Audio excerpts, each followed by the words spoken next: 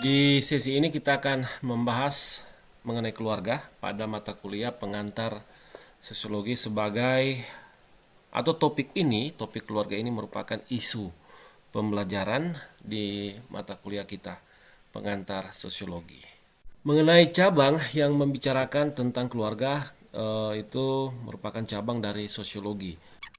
Kemudian lebih lanjut, awal mula individu diperkenalkan atau diajarkan mengenai nilai, kemudian atau menyangkut norma dan kemudian menyangkut peran dan atau secara umum itu interaksi. Maka keluarga itu memegang peranan penting sebagai media pertama bagi individu untuk mempelajari hal-hal yang sudah saya sebutkan. Beberapa bukti untuk menunjukkan bahwa keluarga merupakan kelompok sosial karena di dalam keluarga dia memiliki identitas, dan selain identitas juga di keluarga dia memiliki struktur dan kemudian ada ikatan dan juga nilai.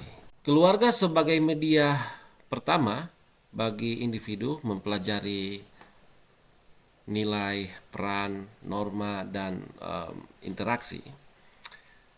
Ini menunjukkan bahwa keluarga merupakan agen sosialisasi yang membentuk atau menentukan kepribadian atau juga menyangkut identitas individu itu dan bagaimana orientasi dari individu itu.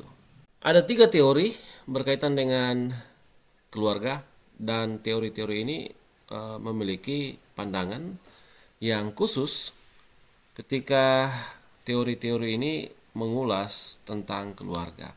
Yang pertama itu teori fungsionalis, dan yang kedua itu teori interaksionis simbolik, dan yang ketiga teori konflik. Tapi kita tidak membahas secara spesifik teori-teori ini karena mata kuliah kita adalah mata kuliah pengantar sosiologi. Saya hanya memaparkan bagian-bagian yang cukup simple atau sederhana dari teori-teori ini. Tapi sebelum kita masuk pada pembahasan teori-teori ini berkaitan dengan keluarga, saya akan menggambarkan terlebih dahulu. Saya ingin menggambarkan terlebih dahulu tradisi pikir dalam sosiologi. Setiap ilmu pengetahuan memiliki tradisi pikir, dan tradisi pikir berfungsi untuk menjelaskan karakter dasar dari ilmu pengetahuan itu, termasuk itu sosiologi. Di awal sosiologi itu muncul, jadi Auguste Comte sudah memperkenalkan sosiologi itu sebagai salah satu pemikiran yang mencirikan hukum positivis. Artinya ada hal-hal tertentu itu tidak bisa terbantahkan, bahkan ya memang sudah seperti itu. Misalnya ketika Comte membahas soal perkembangan, dan itu menggambarkan tradisi pikir awal dari sosiologi, yaitu positivis. Jadi ini tradisi pikir yang pertama.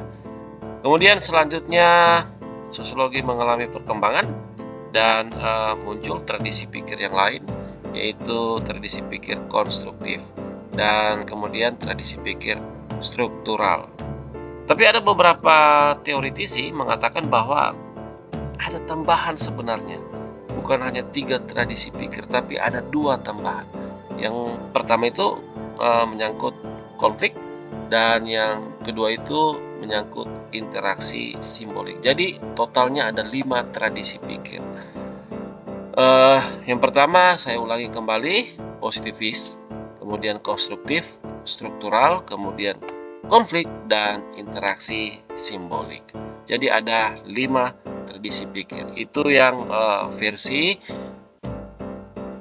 teoritisi lain yang ingin memasukkan 2 pemikiran, di mana pemikiran ini katanya itu berbeda dengan 3 tradisi pikir yang saya kemukakan. Dan tradisi pikir ini, 3 tradisi pikir ini sebenarnya sudah merangkum apa yang dipikirkan oleh teoritisi sosial lainnya. Misalnya tradisi pikir berkaitan dengan konflik, maka itu sudah masuk pada tradisi pikir konstruktif. Dan tradisi pikir interaksi simbolik itu sudah masuk dalam tradisi pikir struktural dan juga konstruktif. Kita lanjut berkaitan dengan bagaimana pemikiran dari sosiologi. Maksudnya pemikiran di sini ialah teori dari sosiologi berkaitan dengan pandangan sosiologi pada keluarga. Tadi sebelumnya sudah disampaikan bahwa keluarga dianggap sebagai salah satu kelompok sosial. Dan itu nampak pada salah satu tradisi pikir yang mengangkat atau mengakomodir pemikiran-pemikiran atau teori-teori seputaran fungsionalis, yaitu tradisi pikir struktural. Jadi dalam teori fungsionalis, umumnya dia melihat lebih kepada fungsi. Jadi teori ini memperhatikan fungsi-fungsi dari dalam keluarga, sehingga ia kemudian menyamakan keluarga sebagai lembaga sosial. Kenapa dia katakan sebagai salah satu lembaga sosial? Karena itu dia pahami bahwa keluarga itu memiliki peran untuk menyediakan kebutuhan biologis, afektif, dan ekonomi bagi anggota-anggotanya. Kemudian dalam keluarga juga mengajarkan nilai-nilai budaya, mengatur pola reproduksi, menyalurkan status dan warisan. Dan ini bagian yang terakhir dari ciri khas pandangan ini.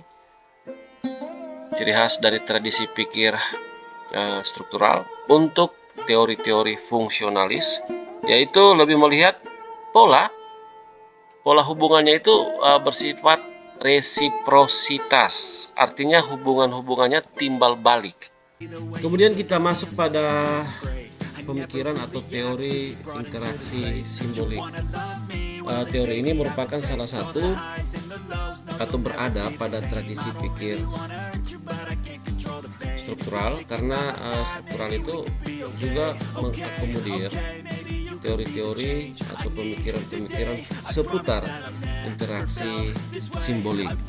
Dan teori ini dia intinya lebih menaruh fokus pada komunikasi dan bagaimana makna di dalam keluarga tersebut.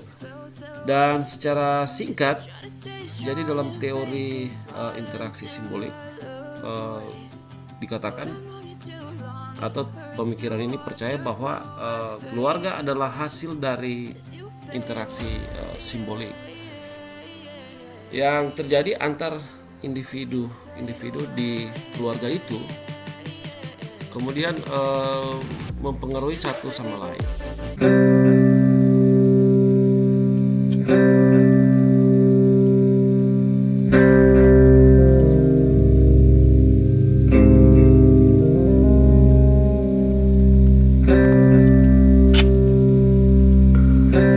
Mungkin sampai di sini untuk pembahasan kita berkaitan dengan keluarga, dan saya Adriani Tobondo pamit mundur.